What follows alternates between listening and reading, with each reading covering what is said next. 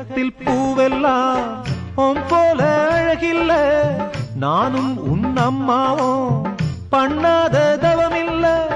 தென்பாண்டி மன்னவனோ முழுகித்தான் முத்தெடுத்தான், தேனே உன் அம்மாவோ முழுகாம முத்தெடுத்தா.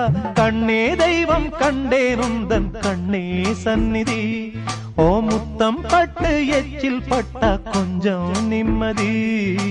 சின்ன சின்ன பூவே நீ கண்ணால் பாரு போதும், தொட்டு தொட்டு பேசு என் துன்பம் எல்லாம்